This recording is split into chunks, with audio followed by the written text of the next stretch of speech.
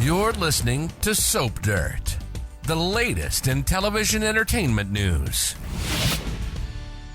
Hey, GH fans, it is Belinda from Soap Dirt here, and we've got exciting stuff coming to round out this week on the ABC soap opera. We're going to dig into what's happening with Carly Spencer and Jason Morgan as he hightails it over to her place with the cops scouring Port Charles for the formerly dead man. But first, please click subscribe if you have not. So I have been saying here for a while, we had spoilers that Jason was going to Liz's place looking for help.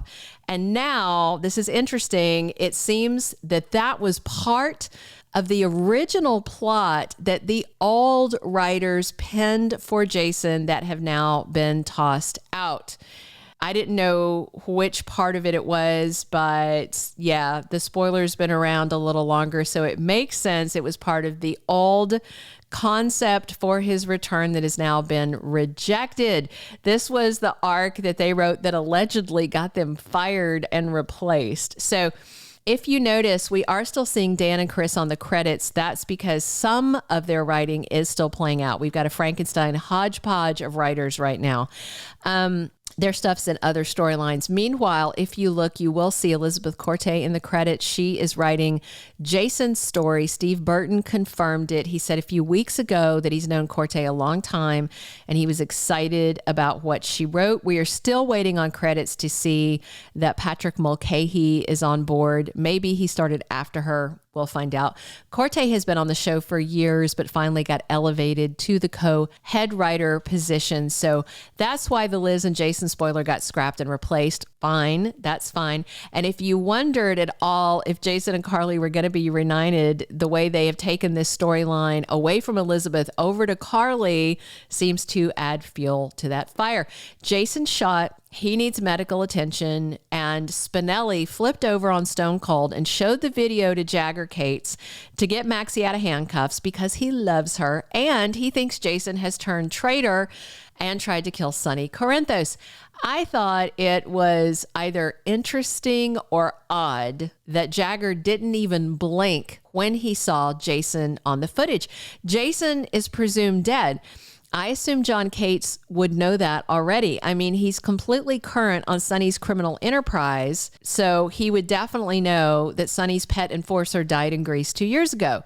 So why didn't he react like, Jason, he's alive? That really has me wondering if it's just messy writing or a clue that John Cates knows more than he's let on about this whole thing.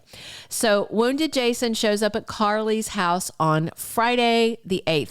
I assume he's been creeping around town for a little bit at least, so he should know that Carly lives there with just her kids, and Sonny's living up in his penthouse with Ava Jerome. Jason's going to call out her name. Carly sees him. She runs to his arms, sees he's wounded and bleeding, and she freaks out. That goes down March 8th. Carly is alarmed. She wants to get her first aid kit, but she's also scared to leave the room because she feels like he might be a dream or a mirage or might not be there when she gets back. So she asks him to promise he'll stay right there. And then she only goes to get the kit after he reassures her. And then when she's tending his wound, she mentions that she wishes she could call her mother, Bobbie Spencer, for advice. Of course, her mom's a nurse. Makes sense. Carly's not a nurse and she's treating a gunshot wound. And that's when she tells Jason that her mom is dead. He's been so out of touch. He had no idea she suffered this huge tragic loss. So they have a moment of bonding over that. They're both emotional. And of course, that's when the cops come beating at the door. It's Anna Devane and FBI Agent Cates, I'm sure, and some others at the door wanting Carly to open up because Anna had a very good idea that that's where Jason would run to. And she is 100% correct. Carly, of course, isn't going to give him up to the cops if she can help it. Unlike the Jackal, who just handed over the info on Jason right away. But Anna is not going to let Carly lie to them, and Carly is definitely trying to stall them to give Jason time to creep out the back, you know. She's not his ride or die for nothing. She will definitely cover for him. And what's really interesting is Anna and Jagger assume that it was Jason who shot Dante Falconeri. I don't think that even crossed Carly's mind, because of course it wouldn't. But, to be fair, they do know that Jason and another shooter were taking aim at Sonny that night. And they know Dante went off in pursuit of the two gunmen, and then he was shot, but so is Jason. And Dante had a field dressing on him. That's the kind of things that they do in the military to save your life until they can get you to a hospital. I was actually in the Army, you guys. I don't know if I mentioned it before. I don't think I have. But I know how to bandage a sucking chest wound and a bunch of other types of interesting injuries and splint things and do all kinds of weird stuff. Not a skill I've had to use in my life before, but it's in my cranium. I think the muscle memory would come back. I think I could have saved Dante. I don't know. Anyway, for whatever reason, Anna and Jagger are there thinking that Jason tried to kill Dante, tried to kill a police officer, and other cops don't have a sense of humor about that at all. When viewers of course know that Jason saved his life and got him medical attention and called 911, and Dante would have been dead if not for Jason. But then again, if Jason hadn't been there with the shooter, we can go round and round. But in the end, Jason did, in that moment of exigent circumstances, save Dante's life. And he even got shot by the other gunman because he stopped to help Dante. And the latest spoilers say that the people of Port Charles are going to be divided. Half of them are going to think Jason shot Dante, and the other half are going to say, no, he'd never do that. I mean, it's pretty easy to crack this case if they use some basic forensics. Take the sweatshirt that was tied around Dante's chest, run DNA on it. There was a tear in it and blood on it that will match Jason's. So both Jason's blood and Dante's blood should be on it. Jason was in that hoodie when he was shot. We saw the blood and the hole in it. And it being tied around Dante should prove that he was trying to help him. But unless the handguns are lying around to test ballistics on, that's a problem. Also, everybody keeps asking, where did the body of that sniper go that was with Jason, the one that shot Jason and Jason shot him? Because it just evaporated. We never saw Jason do anything with it. And when Dex and Joss got there, my brain just went, it was gone. The body was gone. That's just one weird thing. And also there's this other hilarity. I'm going to show you this picture.